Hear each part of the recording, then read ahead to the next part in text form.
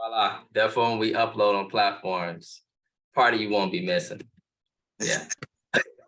All right. So good morning, world. And welcome this weekend back to the Early Morning Sports Talk podcast. Yes, we are back like a shark attack, back like we left some, back like we ain't got no clothes on our back. And for the world is a better place when the Early Morning Sports Talk podcast is taking place. We thank you for tuning in with us this morning as we conversate about the latest sports topics that have taken place from this past week and will be upcoming this week. It is always a blast to have you all tune in to participate with us every weekend.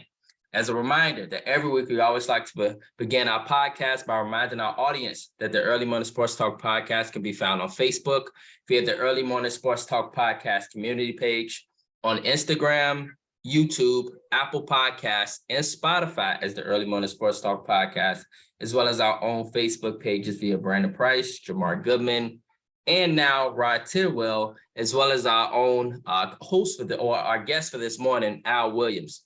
Today is January 21st of 2023. We have seen yet again another fascinating week in the sports world, where we saw a great and entertaining NFL wildcard weekend in the San Francisco 49ers, Jacksonville Jaguars, Cincinnati Bengals, New York Giants, Buffalo Bills, and Dallas Cowboys all advanced to the divisional round, playoff round, along with the Kansas City Chiefs and Philadelphia Eagles. Some games were great. Some teams choked. Some quarterbacks look smoke. But in all, we are moving on now to the divisional round showdowns. Tennis, y'all, is back. NCAA basketball is heating up for March, and we are getting closer to the National Basketball Association's All-Star break. But now we are at the weekend, and we have a special guest to welcome to our podcast. And so introducing our guest for this morning, Mr. Al Williams, founder of the Al and Pal Show, which can be found on various platforms, including Spotify, Apple Podcasts, Facebook Live, YouTube, or basically any platform where you can find your podcast. Al is a very active supporter of the Early Morning Sports Talk podcast, providing posts, content, and keeping us tagged in the loom on Tuesday evenings at 8 p.m. Central Standard Time. Al is an avid sports fan, rooting primarily for Indiana, Chicago-based sports teams. And unfortunately, ladies, Al is taken and have been blessed to be in marriage for 16 years. Currently, it resides within East Indiana with his family. Al has been doing the Al and Pal Show for 7 years now, consistently for 5 years straight. And his podcast, the Al and Pal Show, has been streamed on live radio, 102.3 FM.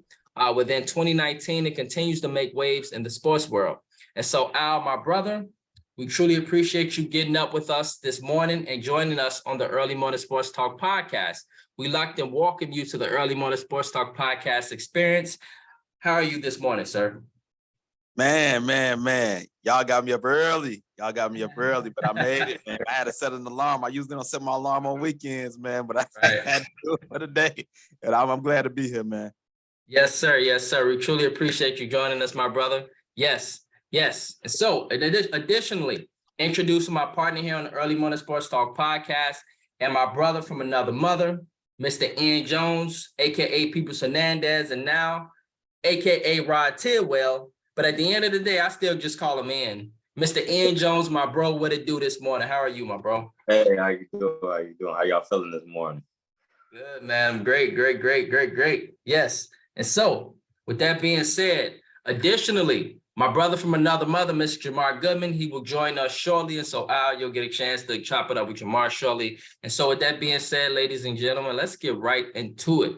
And so, just an FYI, Al, anytime this morning, bro, we can do a start, sit, and cut, okay? Of any like-minded questions, preferably, sports related, but sometimes we get ADHD on the Early Morning Sports Talk podcast. And so we could be talking about something kind of going a whole different tangent, if that makes sense.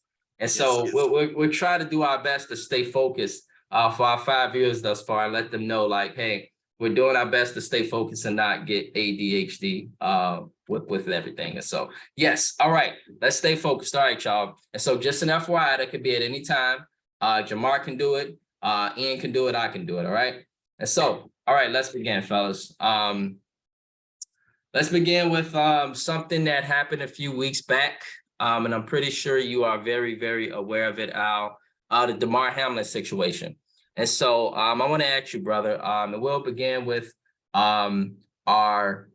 we'll begin with my brother Ian. And so just an FYI, we kind of have an order here. And so basically, Al, since you're the guest, you'll be the last to chime in. Well, actually, I'll be the last to chime in. And then Ian will go first. And so in this case, Ian, you provide a response, and then Al, you can follow up. And so, fellas, Damar Hamlin's improvement.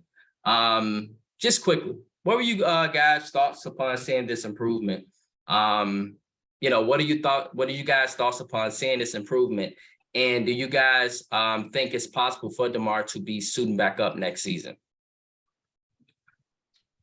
Well, it's a blessing to see him, improving and kind of getting back to, normal. Now we go from, he's improving, he's back at home with the family, but now it's kind of scary. Now it's like, should he play again? Can the Bills kind of trust his health? And, I don't know from his standpoint, he may be, scared to play again, or he may not, but now it's, should he play again, or, it's just that type of thing, just to protect his future. Because you don't want to see nothing like that happen again. Like his is a little bit more extreme, but similar to the Tua situation. You don't want to see it, constantly happen over and over again. So definitely good, definitely a blessing for him to be doing a lot better, getting back to normal. But I would say the NFL career is it might be kind of shaky, but I mean, it's possible for him to come back. I would like to see him come back, live his dream. But yeah, I think it's gonna take some time. So Yeah. It's very interesting. Yeah. Al, your thoughts, bro? Like, what do you think about the situation? Man, it's amazing to see his improvement, man, because it just looked so bad at the beginning. And I never seen football players crying like that on a football field. And that's how I knew something was different. And the fact that they was able to revive him, and then just the steady improvement day to day, it was miraculous. And I do think he has a chance just because of how young he is and the improvement that he had already. I believe it's a chance that he might play again. I think that if he does play again, there's going to be all types of tests he's going to have to go through, and a lot of clearances he'll have to pass. But I definitely think it's a chance, and it definitely would be a great story if it happens. But yeah, we'll see. Right. Yeah. It was just one of those moments, man. Like you say, bro. Like when you're seeing people crying and stuff, and all what was happening in that moment, you knew right then and there, like it was something that was different about this. This not just that general, injury that kind of happens every blue moon. This was something that never happens. And that's a big difference. And so, yeah, I want to say good morning to our brother, Jamar. Jamar, good morning, my brother. How are you this morning? Good morning, fellas. How's everyone? Pretty good, bro. Yes, sir. So, Jamar, just want to ask you, bro, we are talking about the Damar Hamlin situation. And so, we were just talking about the improvements, bro, and just wondering and speculating, if possible, if Damar Hamlin should or will he come back to suit up next season. And so where are you with this situation currently, bro? I mean, in all honesty, it's up to him. What I'm hearing is it's going to be a long road to recovery here. So I am happy that the NFL and the Buffalo Bills was able to guarantee his full contract. Right. So I mean, that situation kind of make it easier for him to decide if he wants to just be done with it. Then by all means, but I mean, at this point, I feel like there's no pressure. Just if he feels up to it, then by all means. If he doesn't, that's cool too. That's where I'm at. Right. Yeah. But FYI, Jamar, when I say found it, I was talking about the lighting in my crib because I had to cut on a light real quick. And so Al, Al kind of know what's been going on with the light, so I just cut on the light, so I found it. Brother got the glow over there, man. Oh, Bruce Leroy. Yeah, man. Al got to know the situation overseas, and so that sunlight be beaming. And so, yeah, man, I had to find a good balance. FYI, y'all, comments. And so Prescott JB, good morning, bro. He stated, I don't know if I could ever turn my back on an NFL career. So much potential money to be made versus working a normal job. Just a matter of passing a league physical. And so, yeah, you know, when you talk about the money, etc., it's definitely a lot of good money to be made, right? In comparison to other jobs. And so when you do kind of look at your family financial future, etc., can y'all can kind of understand possibly Prescott JB's comments, right? You know, yeah. Absolutely. Right. I'm surprised because generally you know, it's folks out there that be like, hey, forget the money, you know, like it's about my health, it's about my mental well-being and all this other stuff. And so yeah, that's it. That's the scenario, y'all. And so with Damar Hamlin, we are continuously watching his improvement. Hope he continues to improve. I love to see him get back into it and play again. Just so you know, we can say like he overcame that, you know, and he got back on the field. And so we'll see. Injuries are a part of the game. This was a very different injury, but we're glad to see him improving. All right, fellas, let's move on. Let's talk to you, Al. So, FYI world, Al, I guess, he is the founder of the Al and Pal Show, which can be found on various social media platforms out there. And it's a great sports podcast. And so, Al, we just want to know this morning, brother, what made you get into podcasting, and what do you enjoy from doing this week by week? What keeps you going? And so, again, what made you want to get into podcasting? And then what do you enjoy from doing this week by week? What makes you keep going? Well, what made me get into it, man, is that I was watching all these shows, whether it be First Take, Undisputed, NBA on TNT, all these shows, and my favorite of all of them is the Dan Le Batard Show. I don't know how familiar y'all are with that show, but that's my favorite show. So it was a few things. One is we all know that certain networks can't say certain things. So it's like, man, they can't tell the truth all the time. Even if they want to, they get their hand slapped. And we've seen all types of situations where somebody says something and then they get punished, or they got to retract the statement, whatever the case may be. But also all the fun that certain people be having, especially the NBA on TNT, how much fun they be having. And Dan Le Batard, they just act a plum fool all the time. So I just love the way they have fun and interact. And I said, man, one, I want to have a show where I can actually tell the truth, whether people like it or not. And two, I just want to have a ball with my show. I want to have fun. I want to laugh. I want to make jokes about different things. And I just want to entertain people. So that's what made me want to do it. And what I get out of it, man, is I have fun with my guests, man. I like hearing other people's opinions. And I just like having fun with other people. So there you go. Man, bro. Jamar and I think we all can kind of sense we're out here. You know, it's very similar here on the Early Morning Sports Talk podcast. We have a freaking ball on this show. And so excuse us, man, if we cracking jokes and stuff, but it's the way to get our weekend started, man. It's simply the way to get our weekend started. And, you know, folks faithfully rock with us every week. You know, they faithfully come talk with us every week, man. And it's always just a blast, bro. And so, yeah, man, that's what's up, bro. That is, yeah. Like that response, right, Andy, Jamar? Y'all like, yeah, man, that's a good response, man, for sure. Yeah. Yes, sir, man.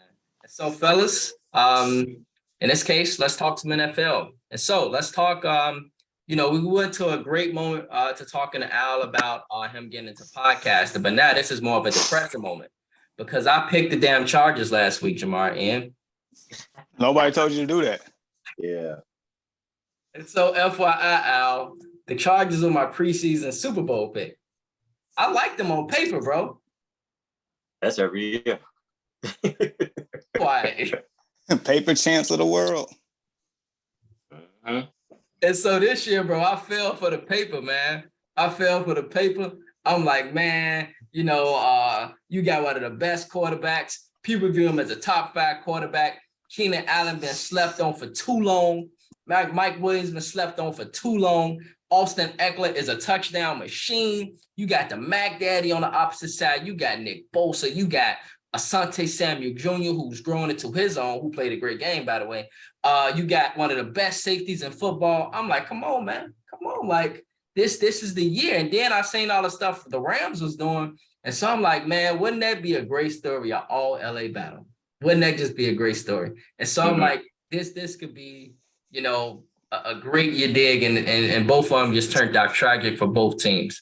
And so the Chargers blew a 27-point lead, man, and now everybody got fired. Only person that haven't got fired is the head coach, and he is highly speculated right now. He is like on thin ice right now. And then of course Justin Herbert. And so yeah. Just curious. Jamar, we'll begin with you, and you follow up, and Al. Guys, what are your thoughts from the Chargers blowing this 27-point lead in last weekend's wild card outing? And was this blown lead y'all more about the Chargers or the Jaguars? Coaching. Coaching is the reason why your paper champs are just paper champs. Coaching is the reason why a 27-point lead, evaporated. Coaching is the reason why that Doug Peterson and the Jacksonville Jaguars are a fundamentally sound team that does not panic and keeps it going and keeps applying pressure. Look, I'm guessing the only reason why Brandon Staley still has his job is the fact that he was, quote unquote, weather the storm with all the injuries that they had throughout the season to make the playoffs. That's the only thing I can think of. Because at this point, I feel like, Justin Herbert is being failed. He's already on his second head coach. It looks like he's going to have his third offensive coordinator in 4 years now. This quote unquote Hall of Fame talent, this Dan Marino comparison can't even, keep a 27-point lead because the head coach keeps failing them. Remember, go back to the last week of the season. They had a meaningless game and played their starters. Didn't even have Mike Williams because he played them. Like, why? Right. Why? Right.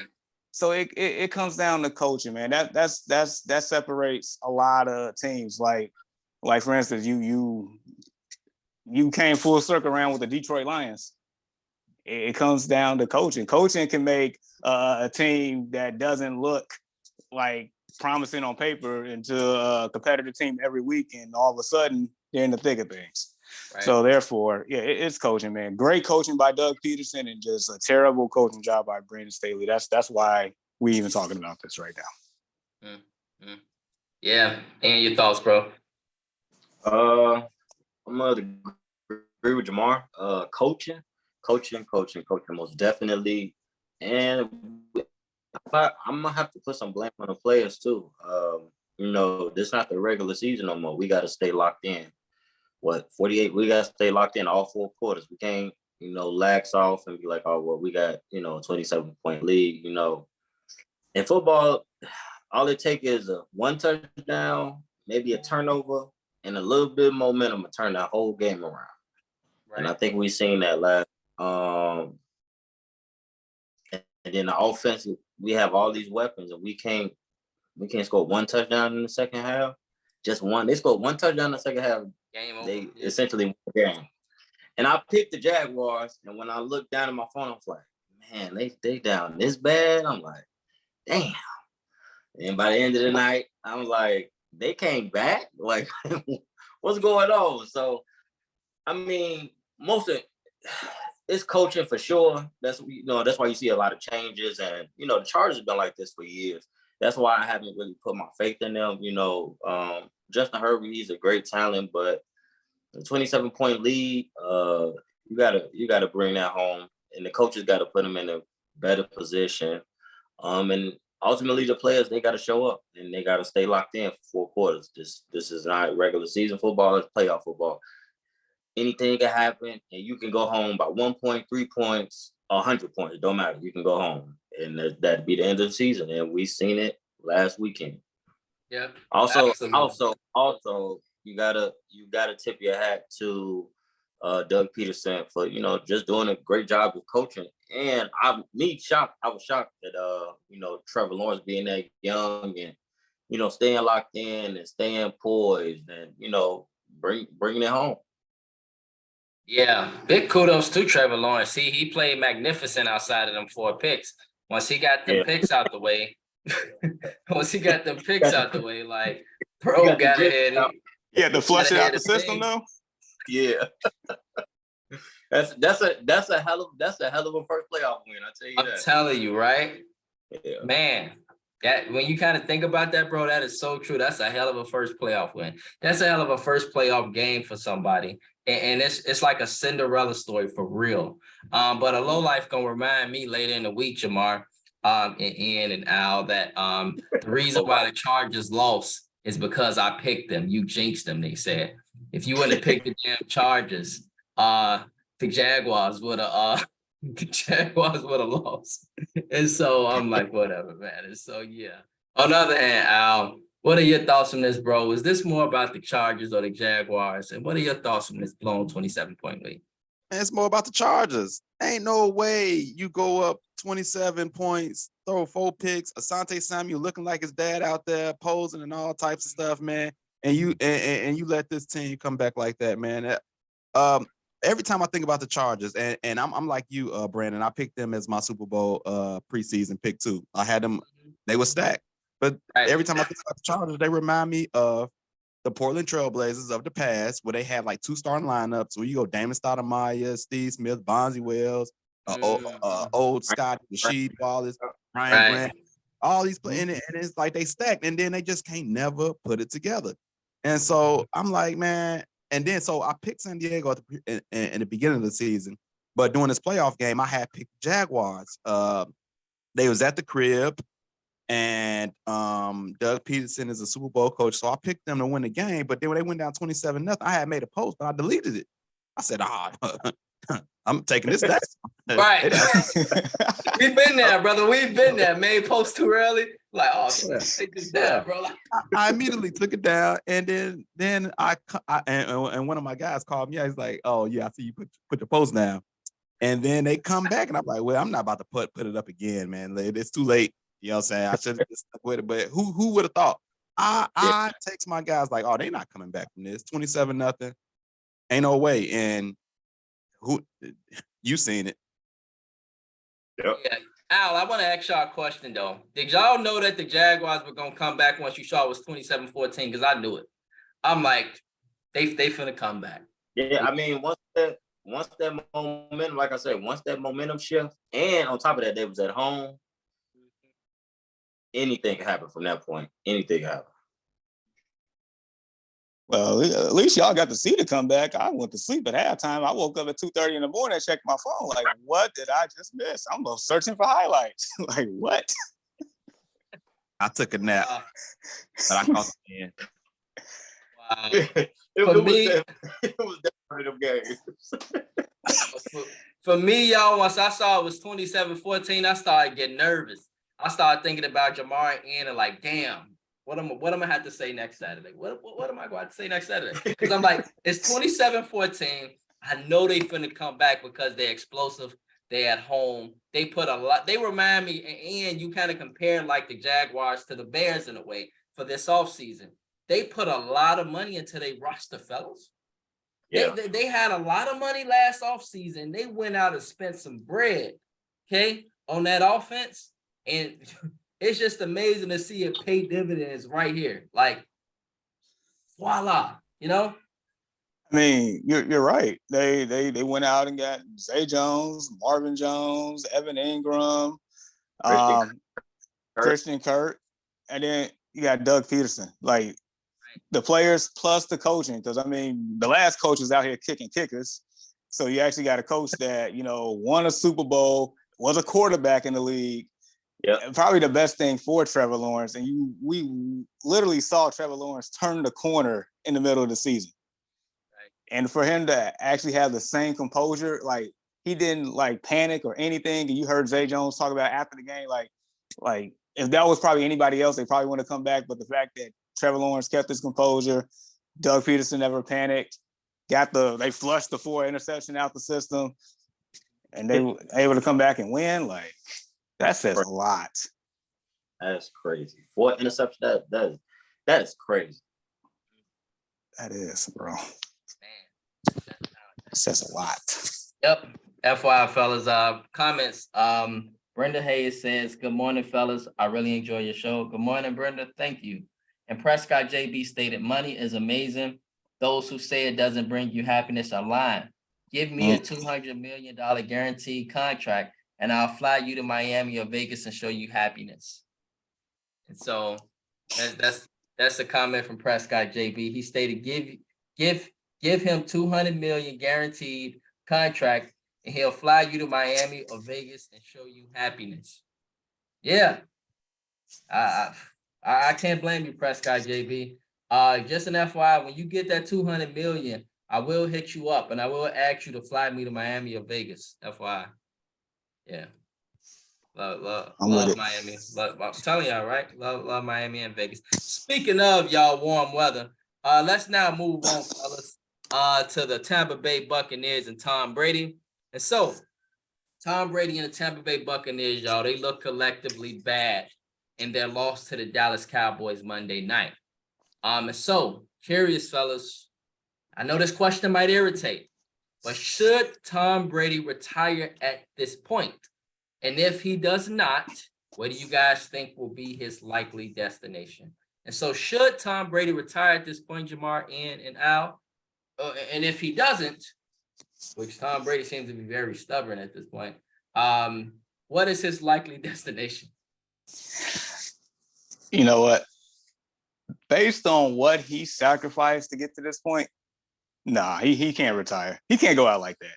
You Right. cannot sacrifice what you did, and for everybody in the public to know what happened, for you to just retire after this, nah. And knowing him, how competitive he is, he know he can't go out like this. But I'll say one thing, more than likely, he's not coming back to Tampa.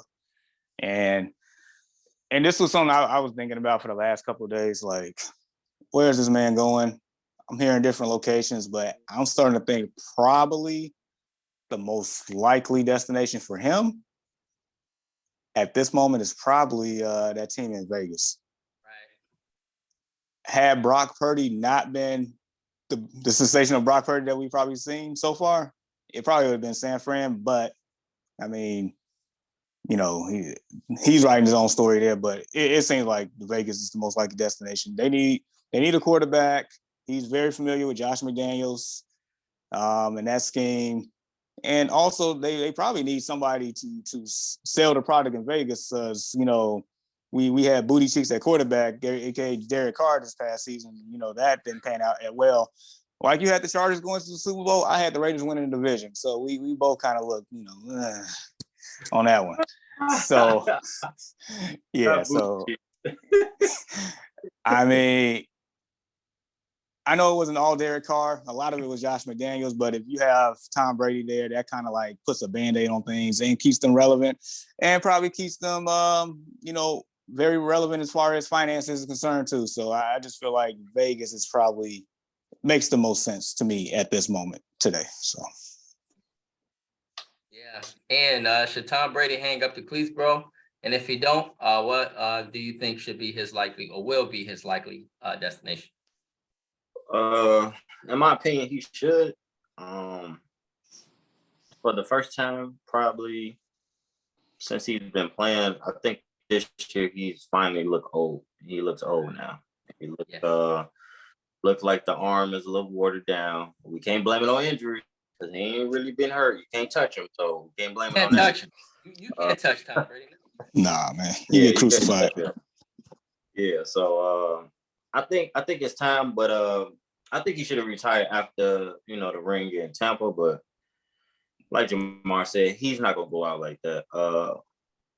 And I mean, you really don't want to see him go out that way, but it's time to retire. So I do see him going to Las Vegas. You know, that's the more likely fit because of Josh McDaniels, and it looks like Derek Carr is going to be out. But you know what? I wouldn't rule out the 49ers because it's a possibility that they could move on from Trey Lance, keep Purdy, and kind of groom Purdy up under Brady. I could see that happening, but I think the most likely place is probably going to be Vegas for sure. Al, your thoughts, bro? Hey man, Jamar said it all, man. You can't on the surface, it looked like he chose football over his family. That's what it looked like on the surface. That's how it looked like it played out in the public. And then if you go out like that, now it look like, man, you should have got out of there on top. You should have got out of there when you won the Super Bowl. You could have got out of there, storyline finished, but you couldn't let it go. So you came back, and now you look suspect, and now your family is gone. And now what are you gonna do? You gonna go home and do what? His family gone. Right. So Go home and eat Bokits. Back in that playbook. So he got to come back, and I'm with the fellas. Like Vegas seems like a logical choice, but I also got 49ers in the back of my head because it ain't all said and done with Purdy yet. If he don't seal the deal or he got a bad performance, then Brady chance is going to be, and they get eliminated, then Brady chance is going to be real loud. So those are two squads for sure. Yeah, I like that, Al. But I'm curious, fellas, why how come y'all never mentioned the Miami Dolphins? Because the situation with Tua doesn't appear to be the best situation. And, you know, Miami has been mentioned as a likely destination as well. It's in Florida, not too far from Tampa.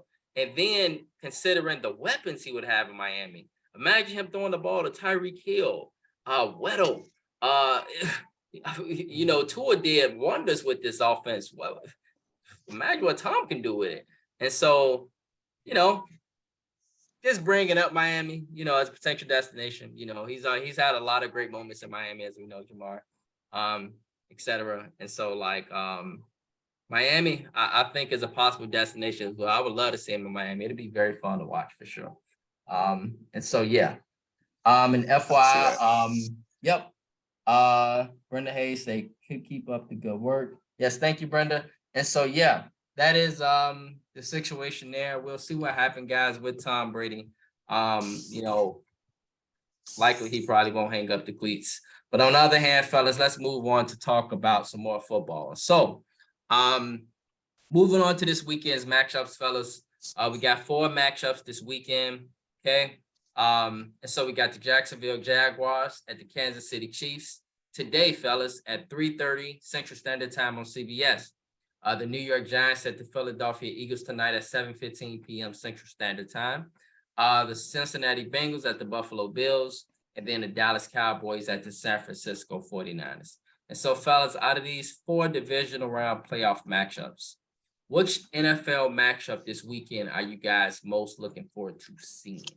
And so, Jamar, Ian, Al, out of these 4 matchups, which one are you guys most looking forward to seeing? Whew. So I can't wait to get my popcorn ready for all of these ones.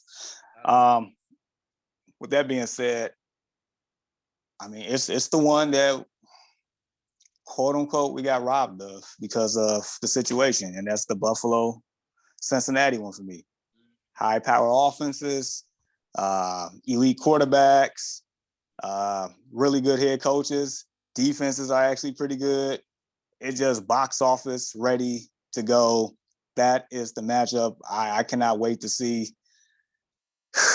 Boy, I can't wait to see. I'm at a loss for words of how excited I am to see that matchup. The only thing I'm kind of upset about is I wish this was the AFC Championship game type deal, because that's the type of star power that this game has for me.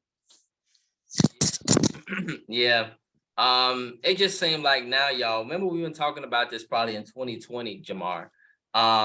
Just how the AFC is going to be loaded for years to come. Literally, Trevor Lawrence is kind of considered an afterthought in comparison to the reigning kings of quarterbacking in the AFC, but he's pretty damn good too. And so that's just something to think about. And so, Ian, out of these 4 matchups, bro, which one are you most looking forward to seeing? Oh, that's a good one. To be honest, I'm kind of excited to see, this Giants and Eagles game. It's a rivalry game. And to me, it would be something if Daniel Jones goes into Philadelphia in the playoffs and pull off a win. Their coach got them believing. And when a team believes, that's a team that you really don't want to see, especially in the playoffs. And, I know the Eagles coming off a bye week, they're trying to get Jalen healthy and, get the team healthy. And, the Giants, they just come off a win off the road, and the Vikings that I didn't believe in. Anything could happen. Anything could happen. And it seemed like, everybody was counting Daniel Jones out. We had bad coaching, offensive line is terrible. But if he go into Philadelphia and beat them in this playoff, and Daniel Jones might get a big payday. He might get a big payday. And that would be crazy for them to go to the NFC Championship game, the New York Giants. Right. And bro, like New York, this has kind of been there when they be in the playoffs as a road team. You just look at their history and it just makes you nervous. Like you see what they did in 07, you see what they did in 2011. They are very dangerous somehow, that whole franchise, when they're on the road. But then also, bro, yeah, they're young, they're hungry, and then they haven't won against Philadelphia since 2000 in the playoffs. So FYI, Philadelphia has owned the New York Giants in the playoffs. If you look at various years, they beat them. Jeff Garcia, 07, or 06, Donovan McNabb the following year. Various playoff matchups. In 2000, y'all remember a guy named Jason Sehorn? Caught that interception, ran that baby back off a miraculous pick 6. That was the last time the New York Giants beat the Philadelphia Eagles, and with the Giants that year advanced to the Super Bowl. Remember, they got whooped by the Ravens. Yeah. So just a possibility, man. The Giants do this. They kind of built for that for some reason. And so Al, out of these 4 matchups, bro, which one are you most looking forward to seeing? Hey man, it gotta be Buffalo and Cincinnati, man. That's the game. That's the most star power. Those 2 teams, both Buffalo, a lot of people picked them to go to the Super Bowl. We know with Cincinnati, they've been to the Super Bowl already. So those 2 teams, those 2 quarterbacks is box office, man. So that's the game that you got to tune into the most. That's the most evenly matched. Like all these other games, you pretty much got a favorite and you got an upset. I feel like with these 2 teams, it's a toss up for the most part. And I think if Buffalo got the edge, it's only because of the home field advantage. It ain't no big underdog in this game. Right. Yeah, I can definitely see that for sure. When you think about it, that is very true, Al. You got favorites in these other matchups, but this one, who can you really, really pick? Yeah, very interesting, man. But for me, y'all, I'm interested in this Jacksonville and Kansas City. I want to see with Jacksonville offense. I'm just excited for power. I think, man, if you want to match up, y'all, both of these, I mean, just the AFC, both of these matchups, they appear to have a lot of fireworks, a lot of offense. Very, very, these games are like they're going to come down to the 0-0. Until the clock is up, these games might not be over with. You feel me? Like both of these games will literally come down to the last second, I feel like. That's how good all 4 of these teams are. But like you say, Jamar, man, all 4 of these matchups, we literally didn't mention Dallas and San Francisco. The story about Dallas all season. Stephen A. Smith turned this team. Imagine if Dallas finally get over the hump. You know what I'm saying? Make the NFC Championship. Like, this gonna blow up the world, And so we ain't even mentioned the Dallas Cowboys yet, and them going up against my perfect picks last week. Yeah, man. Like we ain't even mentioned the Cowboys, man. And so this is another great matchup. So Get your popcorn ready, man. Today it will be 2 epic matchups followed by 2 epic matchups tomorrow. All right. Fellas, additionally, we got higher seeds, home teams. And so just curious, which higher seed or home team should be worried the most about a team coming into their stadium and potentially upsetting them? Maybe outside of the Bills and the Bengals, but which of these teams should be worried the most about that road team coming in and taking them out? Well, all right. So if I'm picking outside of the Bills and Bengals, because that's definitely the one for the same reason why I'm excited for the game. The same reason why Well, no, I think you what can I think. choose that one, bro. You can choose that one, Jamar, because I mean, is there really a favorite in that game? Buffalo, they know they got them a war. I don't think it's a favorite. No, I mean, according to Vegas, the Bills are 5.5-point favorites, which I don't get, but nevertheless. But yeah, no, it definitely would be that one for me if I'm choosing, because Joe Burrow is probably one of 3 quarterbacks that I would be scared to be going against in any type of conditions, because he has proven that he can go into any environment and take you out. If last year didn't say too much anything, I don't know what to tell you. In the way that this team is still rolling, even with the offensive line is decimated. I mean, but look at it last year. They didn't really have offensive line to begin with, and yet they was maybe a half second away from winning a Super Bowl if he would have got that pass off. So yeah, it's Joe Cool and that Bengals team for me to the fact that the Buffalo Bills should be worried. They should definitely be worried about losing that game. Absolutely. Al, your thoughts, bro? Like, out of these matchups, which higher seed should be worried the most about losing this weekend to a road team? It's easily Cincinnati against Buffalo. Easily. Now I can make a case for other teams, but if you just asking me who should be worried the most, it's easily Cincinnati beating Buffalo. That game, you look at Josh Allen and Joe Burrow, we've seen Josh Allen sometimes turn the ball over. And so with that being the case, like if I was to ask you who you trust more, a lot of people would say Joe Burrow. And so that game is easily the most intriguing to watch and the one with upset alert all over it. Yeah.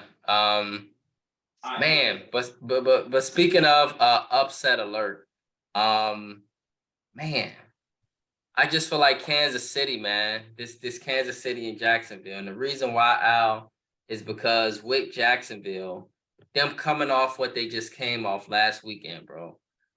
Kansas City being the number 1 seed, a lot of pressure. They've been in this situation many, many times in the last number of years, right? A lot of success. Man, in the past years, their defense has been very suspect. Their defense has cost them. Last year they couldn't get it done against Cincinnati. Joe Burrow lit them up, a couple years ago. In the Super Bowl against Tom Brady, defense let them down. And so I'm very, very interested in this game because Kansas City has the bright lights again. It's the playoffs. They've been there. They have huge expectations. It's Super Bowl or bust in Kansas City. With all that talent, it's Super Bowl or bust. And yes, even amongst Tyreek Hill leaving, it's still Super Bowl or bust in Kansas City. And so young Jacksonville comes in. Nobody's expecting them to do anything. They're expected to lose. Kansas City is 9-point favorites in this game. But Jacksonville, that young nucleus, speed, young, hungry, nothing to lose. They've done this before against Pittsburgh 2 years ago. Well, no, 4 years ago. Came into Pittsburgh, nobody expected them to beat Pittsburgh. They came in and they got it done, and we was all shocked. So I'm very, very interested. And I love that they got this one as a way to start the weekend. Jacksonville at Kansas City. I want to see that one, baby. Go ahead, Al. I just got to butter against me, please. Yes. The reason why they got them early in the game because they want to get this on up out of here. I gave 0%, a 0.1% chance of winning this game. They said, get this game and get it on out of here. Look, man. If Trevor Lawrence throw 4 picks against the Kansas City Chiefs, it might be a 65-7 game like in the Right. college I can agree with that. Listen, I can man. agree with that. Listen, I like Jacksonville. I like everything that they're doing. It's cool. They made a great comeback. Great story. Look, Trevor Lawrence, you got your first playoff win. Congratulations. It's over with. It's over with, bro. There is no way they're going to keep up pound for pound with KC. The thing is, KC might not punt. The Jacksonville Jaguars are going to punt 1 or 2 times, and they just can't go tit for tat. They don't have enough. Everybody have to play to their highest potential. Everybody have to play their greatest for the Jaguars to win. There's no room for error. Kansas City, man, listen. Get this game on out of here, man. Go ahead. Ooh-wee. Ooh-wee. Yeah, I mean, that's the whole goal of the Early Morning Sports Talk podcast, to get opinions. And damn, I'm just like, hey, I mean, it's it's interesting. I just feel like Jacksonville is super dangerous. That's just me. I feel like they super dangerous, and Kansas City, that defense, man, has been very suspect, especially in the big moments. Them lights get super bright in Kansas City. Super Bowl or bust there. hey, I tell you what, if the Jacksonville Jaguars, win this game, you can have a 10 to 15-minute monologue next week. You can do your thing. The podium is yours, and I'll be quiet. 15 minutes straight. All right, man. And bro, just curious, man. So out of these 4 matchups, you mentioned already. Oh, never mind. You already mentioned you looking forward to New York and Philly. But no, actually, no, you didn't answer this question, bro. Out of these 4 matchups, Jacksonville, KC, New York, Philly, Cincy, Buffalo, Dallas, and San Fran, which higher seed should be worried the most about a road team coming in and taking them out? I mean, I'm still gonna go with Philly, just because of we don't know how healthy Jalen is, and how the offense is gonna come out. You don't want them to come out sluggish. And the Giants, they coming off last week. They on the road right now. So I would say the Eagles. 2 teams that's very familiar with each other. It would really suck. They did all that winning, in the regular season, had a bye week, and then first game at home, lose to the division rival. That would be crazy. So I think, especially to a team that very familiar with them, and they you gonna have them play tough. You're gonna have the Giants play tough. They're young, like I said, they're young, and they believe. So I mean, all the other games are tough. You got the Cowboys. We don't know which Cowboys team we're gonna get next week. Dak played the best game of his career last Monday. If I betted some money last weekend, I would probably threw the 75-inch out of the window, because he played his best game last week, and I picked him to lose. Right. So the 49ers been rolling. The 49ers been rolling since Christian McCaffrey stepped in the town. So that's gonna be a thing. The 2 high-powered offenses with Josh Allen and Joe Burrow, I think that's gonna be a shootout. Might possibly the best game of the weekend. And the 2 division rivals, and Philly and New York. So all 4 of them are tough, but I think the Eagles should be on the lookout from getting upset. Right. Yeah. You make a very good point, man. Very, very much looking forward to all of these matchups. These will be very, very interesting matchups. On the other hand, fellas, let's get into some awards now. We got to make the awards, and we will continue to ask guests, Al. So you the first on the boat here, brother. To ask guests, who do they think should be the MVP, OPOY, etc. We'll just go as we go forth. And so, Jamar, I will begin with you. And this ain't got to be necessarily y'all broken down with analysis, but off the top of your head, who do you believe will win the MVP this season? Off the top of your head. By default, it's going to be Patrick Mahomes. Yeah. Patty? Yeah. Yeah. Didn't he set like the all-time yards record in the season for passing yards? I think so. He threw for 5250. So that's the record then. So be it. Yeah. It's quiet because like nobody like when Trent was on here recently, I think it was Ian, right, who stated that sometimes we become numb to the greats. Yeah. Yeah. Right. That's absolutely true. That's a great Yeah. damn record. Like, yeah, if I'm not mistaken, Trent was on here and you stated that sometimes we become numb to the greats.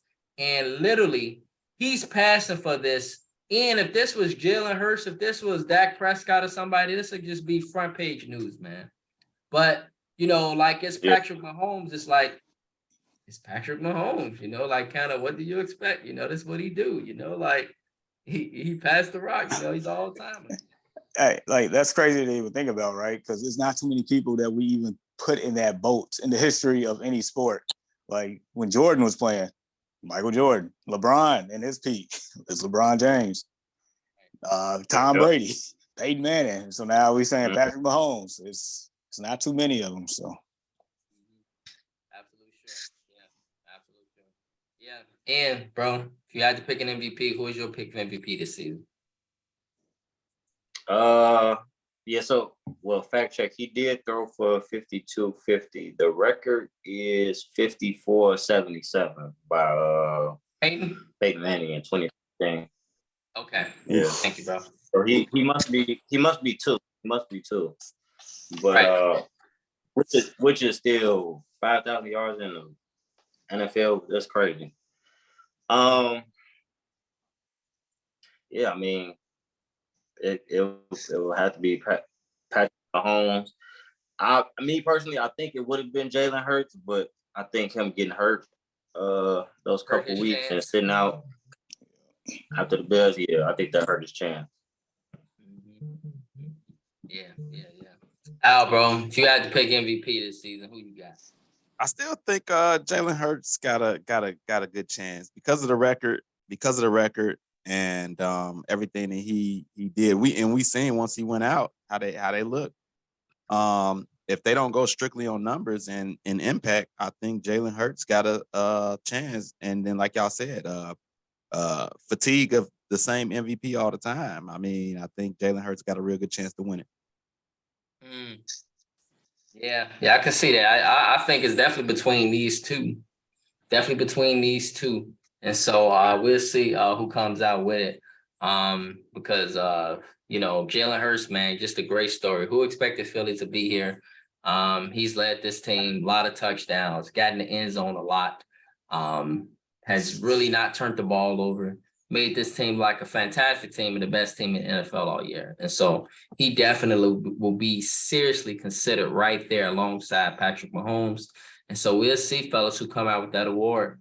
On the other hand, fellas, we got an Offensive Player of the Year award.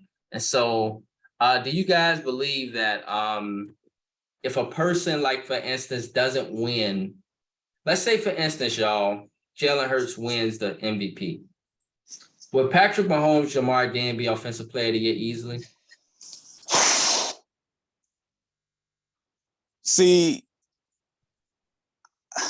the way that they have it, like the perception of it is the MVP is the quarterback award, right? And then the Offensive Player of the Year is more so like a skill position. That's what it seems to be. So if Jalen Hurts was to win MVP, I don't think it'd be a foregone conclusion that Patrick Mahomes is Offensive Player of the Year because the only person, that's destined for that at this point is Justin Jefferson. Right. So it'd be a battle between the two. But that would be an interesting predicament if that was to occur, though. I would say that. I'll give you that. That would be pretty interesting. Yeah. Yep. Al Williams, what do you think, man? Yeah, I'm with Jamar, man. Usually MVP, quarterback, and then Offensive Player of the Year, skill position player. So I think either Justin Jefferson, Tyreek Hill, those guys that put up big numbers, touchdowns, and things like that. I think they got a chance of winning that award. Right. Absolutely, man. The only thing I hated to see, y'all, was my boy Justin Fields get hurt. I felt like he had a really nice chance. Saquon Barkley, he could be mentioned, right, y'all? He's had a monster year for the Giants. Has turned that franchise around. Tyreek Hill is another great one. That's another great one. And so these are all various candidates, everyone, for Offensive Player of the Year. So we'll see who comes out with this award, but it's definitely some worthy candidates this year. On the other hand, you guys had to come off top for the Defensive Player of the Year. For the Defensive Player of the Year. So we got some dogs that's been on the defensive side. The Micah Parsons. We've had some dogs, man. We've had some defensive linemen. We've had some great cornerbacks that has played fantastic football this season. And so just coming off the top of you guys' heads, if you had to pick somebody that you think would be, let's say, worthy of winning the Defensive Player of the Year award this year, who do you think? You got Myles Garrett, who had a great year, y'all. Great year, Myles Garrett. Even to the point to where his own teammate stated the franchise wants to put him in the Hall of Fame and just leave me, like nothing. And so, yeah, it's very interesting, man. TJ Watt, y'all, had a great year. Trayvon Diggs, Matt Judon. So, DeMar, you had to come off the top of your head, bro. Who would you pick for Defensive Player of the Year? With all that being said, I'm gonna have to go to the guy in the Bay Area. That'll be Nick Bosa. Okay. 18.5 sacks, number one defense. That's kind of hard to ignore. I think it's between him and Parsons, but I think he's gonna edge Parsons to me in that one. Yeah. Yep. Nick Bosa, like that one for sure. Ian, bro, if you had to pick a Defensive Player of the Year, who would you think it would be? Nick Bosa, monster year. Myles Garrett, monster year. Micah Parsons, monster year. Trayvon Diggs, monster year again. Like, who do you think would be your Defensive Player of the Year this season? Defensive Player of the Year, that's a good one. I don't want to forget nobody. Defensive Player of the Year. Man, it's been yeah, it's been. Now, man. Yeah, I would probably say, like Jamar said, maybe Nick Bosa or I'll say Micah Parsons, either one of those guys. Mm-hmm. Yeah. Nick, I feel like I'm forgetting somebody though. I mean, you got Myles Garrett, who had a monster year. TJ Watt had a monster year. Trayvon Diggs. It's been quite a few guys. This is gonna be a close award. This one gonna be close. Yeah. This one gonna be close because Nick Bosa has dominated, but Myles Garrett has too. It's been quite a few guys that's been balling out. But Nick Bosa got the biggest case because he got the best defense. Yeah. San Francisco been number one defense the entire season. Mark Purdy's doing a great job there, but we don't talk about that defense enough in San Fran. Yeah. And so, I got you in. Al, bro, out of these candidates, man, who do you think potentially could come out as your Defensive Player of the Year? It's consensus, man. It's Nick Bosa all day, man. Just the sack numbers, the defensive ratings. It's consensus. Nick Bosa for me. Yeah. Yep. Yeah, man. It's gonna be very, very interesting. And so you got Nick Bosa, you think, in a wash. And so yes, we will definitely see how this turns out, fellas. It's gonna be interesting, man. It's gonna be interesting because a lot of people got him as a lock. And me literally just looking at it online, I'm reading stuff that's saying it's between these two guys, but I got some sources that's saying Nick Bosa is considered a lock for AP Defensive Player of the Year. And so I like you guys pick. That's the number one ranked defense, and they are doing great things in San Francisco. And so, yes. All right, fellas, we have now made our picks. And so at this point, let's make our picks, fellas, for the divisional playoff round. And so we'll start with you, Jamar. Jacksonville at Kansas City, bro. Who wins this game and why? What you mean? It's the Chiefs. It's the Chiefs. I feel like nobody on this panel is picking the Jacksonville Jaguars, except for maybe you might flirt with it, but I think everybody else picking the Chiefs on this. Not today. Not No, today. I want to bet against Pat. I want to bet against Pat. We sweeping this one across the board. I think we are. I think we are, because I can see it in his face. He like, I ain't picking no damn Jacksonville. Just saying, man, like Jacksonville gonna have to go for it on fourth down like many a times. Like, Right. They gonna have to play perfect. Right. No. Yep. Yeah. Right. And they're gonna need some luck. They're gonna have some gambling to do. You better go to the Hard Rock Casino. I don't know. They gonna need some gambling on this one. Yeah. Right, fellas. That's across the board. New York at Philly. Jamar. You know, this one was something I definitely been thinking about earlier this week. Ian made a lot of good points for the Giants, and boy, I'm picking the Eagles. I'm gonna say my favorite phrase. I don't have the warm and fuzzies about that one. It's just something about playing your opponent 3 times.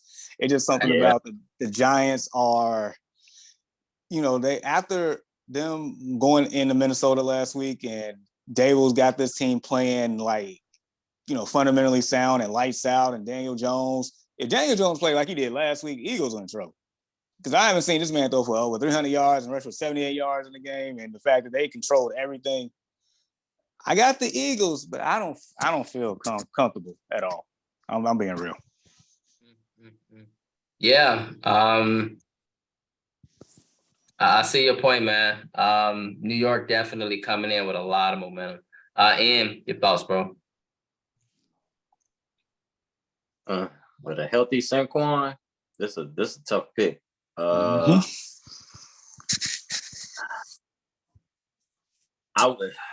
wouldn't bet no money on this game, but I'm gonna go with me personally. I'm always go with the black quarterback, so I'm gonna go with Jalen Hurts. But I gotta be the side factor. I respect it though. I got to, but man, I wouldn't bet no money on this game. This probably would be the tough one. But I'm gonna go with Eagles though. I'm gonna go with Philly. Yeah. What about you, man? let me tell you the difference between last week and this week. Daniel Jones ain't going against a soft Minnesota defense. Okay. Philly's defense, don't forget. I don't think there's a weakness. Front four, linebacker, secondary. Yeah. They not going against no soft Minnesota defense, man. These little suspect wide receivers New York Giants got, like, come on, man. They got some household? Come on, man. This is, if Daniel Jones don't use his legs, it's Philly by a landslide. Philly's defense is the X factor that's gonna neutralize Daniel Jones. Yeah. It's Philly all day. Yeah, I'm with you, Al. I think Philly beat their ass. Ass is for Bible. In the Bible, it means donkey. And so I think Philly, they're gonna beat their donkey, huh? yeah, they're gonna beat their donkeys. Philly, I think, is too good of a football team. They are a great team, man. That team, I don't see weaknesses with them. It takes a miracle to beat them. And so New York, I think it was a great ride, man. But I think it's a wrap for New York today. I got the Eagles. On the other hand, Jamar, the Bengals at the Bills. You got to pick somebody. So who you got for this one? I am picking Cincinnati. I am a believer. believer. Wow. You've been riding with Buffalo all year. I was. I admit Buffalo was my preseason pick. But before these playoffs started, based on how things was going, I had Cincinnati and the 49ers. And especially how it went a couple of weeks ago from that situation.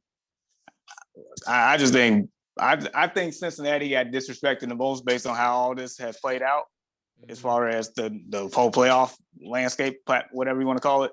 Mm-hmm. I think Cincinnati is going to win this game. Mm. And lastly, I'll say this. Josh Allen, as great as he is, he's going to be the reason why they lose the game. Because the Buffalo Bills have top 5 in takeaways, but they number 1 in giveaways. That's going to be the game. Mm. Yeah. And That's another tough one. Man, I've been right with the Bills the last couple years, but I love Cincinnati. I've been loving Cincinnati since the Chad Ochocinco days, and Carson Palmer. That's a tough one. I'm almost on the boat with Jamar because Josh Allen been turning the ball over like crazy. He's been making some questionable throws. It's been all year. But I just know how fate is. It would be crazy for them just to go to the Super Bowl and win. You know, they've been through so much. Like, they're probably the only team that's been to the Super Bowl, 4 years in a row and lose. They get close. What was that? A year or 2 years ago, and just 13 Last seconds. They year. go to the game in 13. that was last season. Yeah. The DeMar Hamlin situation. It's just been a lot. But man, Joe Cool, he's something else, man. I think I'm gonna roll with Cincinnati. I like Joe Cool. Al, who you got for this one, bro? Hey man, I picked Cincinnati on my show, so I got to stick with my pick. But that DeMar Hamlin factor is huge, man. Like, I don't know what they might do. They might put on a tribute video. Ain't no telling what they might do. And if they start doing stuff like that, man, all bets are off. We seen after the whole incident, the last game that came off with a kickoff return, ain't no telling what might happen. So if you got that factor in, I'm picking the Bengals, but if they start doing tribute videos or a message from DeMar Hamlin, all bets are off, man. I don't know what might happen. they gonna wheel that man out for halftime. They gonna wheel him out on the field, give him some motivation. Right, he might even be at the game. Oh, I predict he will be at this game. He wasn't at the last one. I think he's gonna be at this game. Right. Considering the situation, it happened against the Bengals. He know how good they are. He know they might need him for some motivation. For that reason, I'm gonna go with the Bills. I got Buffalo. Yes. All right, Dallas at San Francisco. This is another good one, man. It's another good one. Jamar, who you got for this one, bro? It is, man, but that Brock Purdy guy is pretty decent, ain't he? Pretty. He don't look like Mr. Irrelevant. Nah, man. No, not at all. I've been saying it since he got there. The sum of the parts around this man is phenomenal for a team that really doesn't have any weaknesses either. Mm-hmm. I got the Niners, man. I flat out got the Niners. I don't know what Cowboys team is going to show up, just like Ian said a little while ago. I don't know what Dak Prescott's going to show up. The one that played the best game of the season last week, or the one that's been turning the ball over like crazy, tied for the league in interceptions, and he missed 5 games. Like, I don't know, but I take the one that's more consistent, that's on an 11-game winning streak. I'm taking the Niners. Yeah. Dan, who you got for this one? The Cowboys come in, pull off the upset, or the Niners? I don't even like the Cowgirl. I don't even call them the Cowboy. If I would bet some money last week, oh man, I would have been hot. But man, Dak played the best game I've ever seen Dak Prescott play in his career Monday night. I mean, everything he made every throw, every decision was perfect. Man, but them 49ers, they've been on the roll. Christian McCaffrey, you got Debo and Purdy. He just fit into, like we've been saying all year. We're not going to see a difference between Purdy and Jimmy G because they pretty much the same player and they fit in this offense. All you got to do is just get a ball to your playmakers, don't make a mistake, and they're 11-game winning streak with Mr. Irrelevant, with a third-string quarterback. Right. Mm-hmm. However, I mean, at this time of the year, anything is possible. The Cowboys played a hell of a game Monday night. Hey, man, don't be like Waffly and picking the Cowgirls now. I'm a ride with the 49ers. But if Dak come play like he did Monday night, man, I don't know. But I'm a ride with the 49ers though. They've been rolling. They've been rolling. Same like since Christian McCaffrey stepped foot in town, they've been rolling. So I'm gonna go with the 49ers. So let me ask y'all this, fellas, just really quickly, y'all. Y'all think it's a good chance, so y'all think it's a possibility that Dallas can come in and jump on top of them? Because Dallas is pretty explosive too. Is there a possibility they can come in, CeeDee Lamb, Ezekiel, hashtag free Mr. Pollard, Dalton Schultz, Dak? They ain't no scrubs either. You know, got a great defense too. No, it's definitely possible, man. I mean, the team is balanced. This is probably one of the most balanced Dallas teams I've seen in a long time. Like you're saying, they do have weapons. Defense is outstanding. Just between their inconsistencies and Mike McCarthy, it's like I cannot go to a betting table and put my money on Mike McCarthy led team in the playoff. I just can't.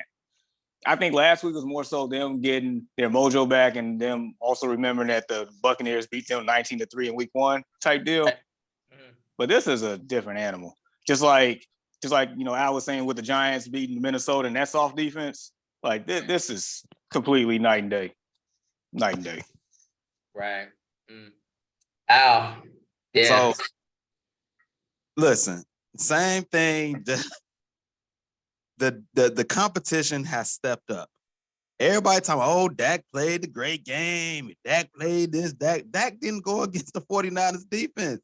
He went against the Tampa Bay defense without Shaq Barrett, decimated by injury, and he put up some numbers. The only chance Dallas have is, like you say, jump on him early. Purdy started slow last week. If he starts slow again and they're able to jump on him, they got a chance. But look, I got the 49ers, man. Like that defense, like Jamar said, you don't know what Dak is going to show up. I'm going to lean towards the Dak that we've seen against good defenses, and that's the bad Dak. So I'm leaning towards that one. Once again, another key to this game is Dak has to use his legs. I don't know how comfortable he is with using his legs since the injury, but for them to have a chance, he's going to have to move around a little bit because them dogs are coming. Them dogs are coming from San Francisco, and something about them, bro, just the way they line up scares me. Just the way, I don't know if you ever They physical. They real physical. You can hit collisions, while you're watching the TV. I'm just talking about the defensive line, the way they set up. Like they stretch out like long, like and it's like they getting ready to run a race, and it's scary, like they're just gonna blow past the offensive line. It scares me just watching them line up. And I just think that I got the 49ers, man. The only chance is Brock Purdy. He started out slow and he's still a rookie. And so this is but he's at home. So it all depends on how he comes out. And if I wonder if Trayvon Diggs, the cornerback, can dupe him into a turnover or something crazy like that happening. But other than that, I got the 49ers. Right. And so Jamar and Ian know me. They know me for years. They know who I'm going with.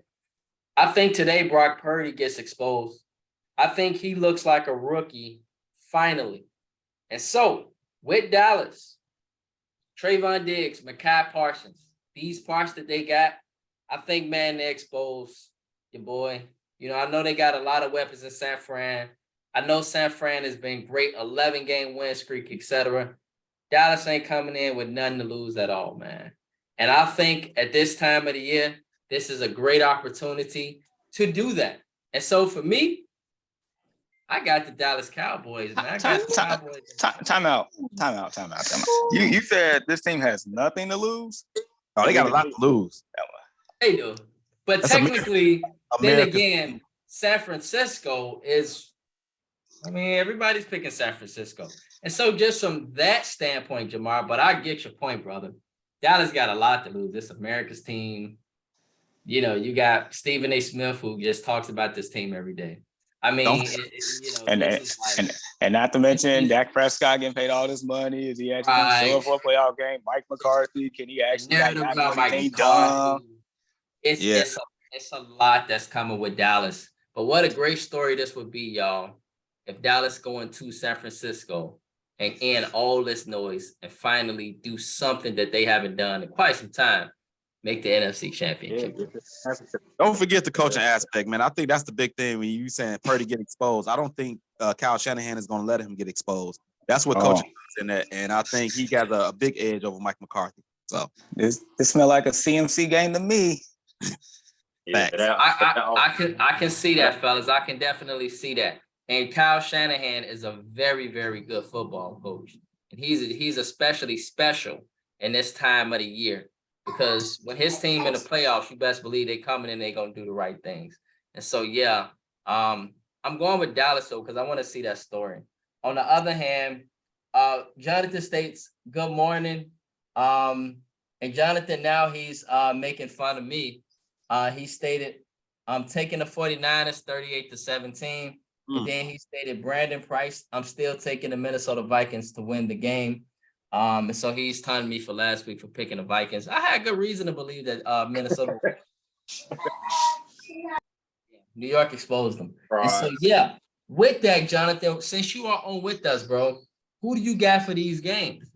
Who do you got for Dallas and San Fran? Who you got for Cincinnati and Buffalo? Who you got for New York and Philly? And who you got for Jacksonville and Kansas City? If you could, bro, give us your picks. We'll make sure we get those picks submitted. These will all be 4 fantastic football games, man. Great football game. You couldn't ask for better matchups. On the other hand, fellas, before we conclude this morning's conversation, let's talk a little bit about the NBA. Okay, just quickly, fellas. And it's concern out here. It's concern out here, Al. And that team is the Golden State Warriors. Okay? The Golden State Warriors, they fell short to the Boston Celtics on Thursday night. And it became more evident that more questions have been raised on why this team has not been succeeding as expected. And so, Jamar, Ian, Al, can you guys inform the world on why the Warriors are underachieving? And at this point, will they get it together? So, Jamar. All right, so what, they're 23-23, but over halfway at this point, 7th seed in the West. So this team is 2 things that stick out to me. One, little injuries here and there. I mean, that can also, make a record be what it is. But more importantly, I think to me is the lack of urgency / maybe a little hangover there. It's just not the same team. It probably hasn't been the same team since we saw what we saw between Mr. Green and Mr. Poole there. But no, it just doesn't have that same feel. I don't know if the passion for one another is there, the chemistry all the way there. It doesn't have that same pizzazz. Wiseman it seemed like he hasn't panned out to what he was supposed to be that extra umph. It's not there. Not saying that they can't turn it around, because when Steph Curry actually gets going and gets his reps in, and we starting to see, Klay Thompson starting to get back to it a little bit, things like that, I would never count them out, in a game-to-game basis. But something got to give between the players in that locker room and just playing for one another. Like something has to give, minus the injuries. Right. And bro, your thoughts?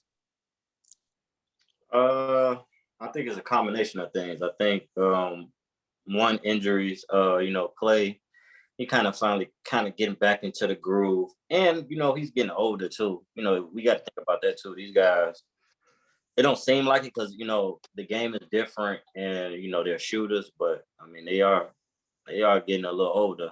Got a lot of wear and tear in their bodies, right? A lot of deep playoff runs. We don't think about that. Like you see, probably you see players go to the finals back to back, go deep into the playoffs back to back, then they go to the Olympics like that. It starts to catch up, and I think we've seen it catch up, with Klay. It even got Steph Curry one season. So I think health is an issue.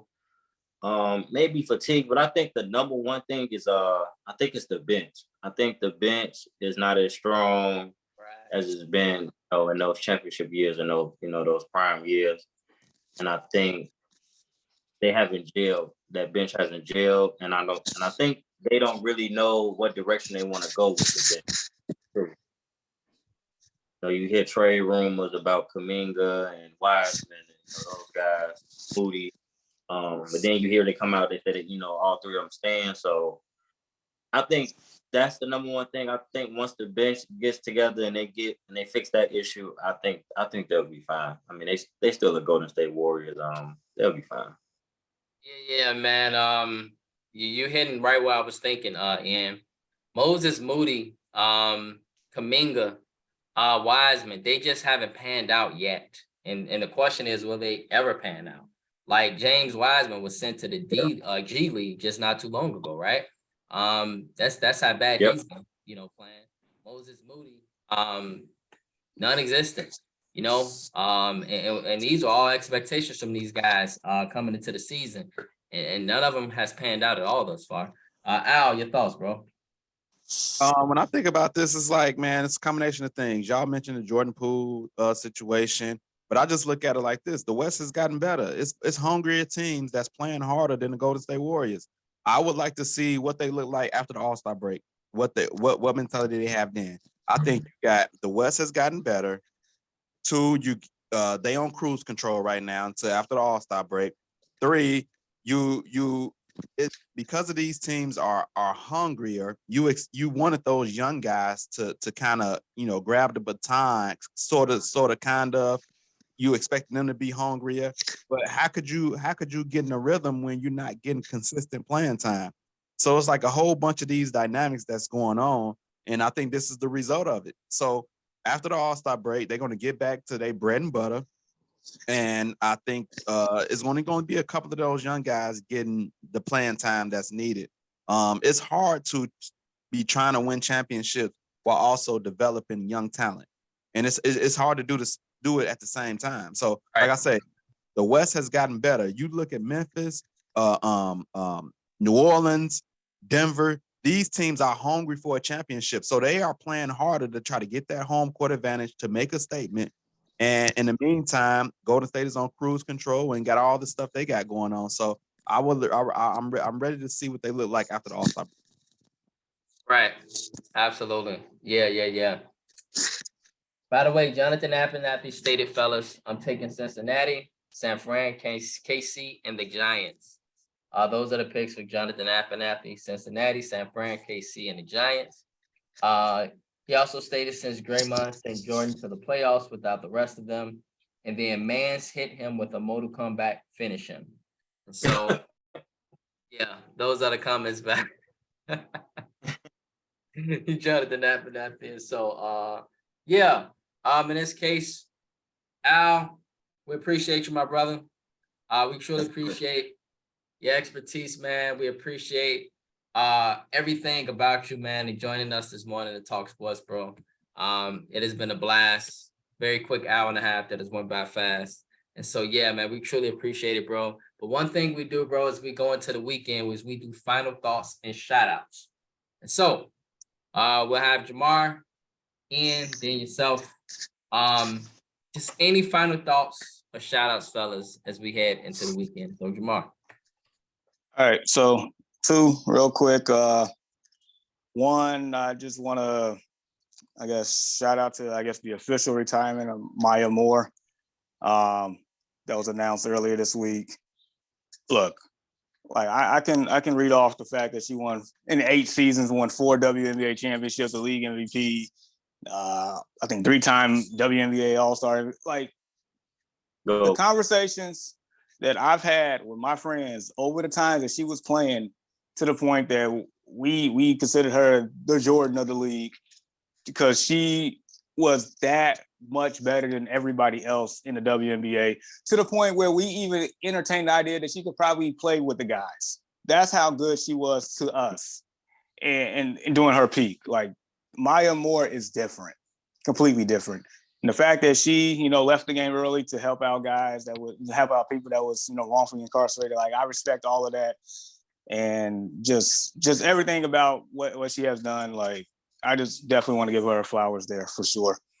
And then the second thing is, Al, I'm glad that you joined us, bro. When Brandon said you was joining us, I got excited. Like, Al has helped me throughout the years here, and you're somebody that I do look up to doing this stuff. So I definitely appreciate you for coming on, man. Yeah, man, appreciate it. Yeah, that was beautiful, Jamar. That was beautiful. Yeah. Yeah, first and foremost, shout out to Al for coming on with us, chopping it up. Appreciate you coming on, bro. Secondly, I don't know if you guys got to see it last night. Shout out to Shannon Sharp. Uncle Shay. Shout out to Shannon Sharp. He had an altercation. He had an altercation with the Grizzlies last night. But no, in a more serious note, the most important thing, they had an altercation. He had an altercation with the Grizzlies, some of the players, John Morant, and then he had kind of a spat with T. Morant, John Morant's dad. And right. a couple minutes later, they chopped it up, and you seen them hugging and laughing or whatnot. And I think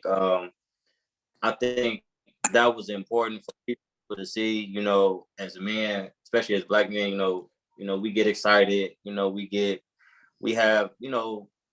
disgruntled. We have miscommunication. We talk our shit, but at the end of the day, it's just sports. It's just love. It's all love. We competitive, and it's just all love. It ain't got to go the other route. You know what I'm saying? So I think that was big for everybody last night. It was funny, but I think it was good for everybody to see that too. Yeah, bro, they's about to tear the whole damn stadium up. I heard. I'm hearing all type of stuff, man. Like, and it's crazy because it really shows you, man, just how much of a LeBron fan that man is. Like, about to go to war, bro. About to go to war with the Grizzlies for LeBron. Like, tear the whole damn stadium up, the court and everything. Like, it's just crazy, man. And I looked it up. I'm like, what? I'm like, it all makes sense, man, because I know he a big LeBron supporter. And so that was crazy to see, man. Yeah. Thanks for shouting that out. And Al, brother, any final thoughts or shout outs as we head into the weekend? Man, my shout outs to y'all, man, for having me, man. I enjoyed myself, man.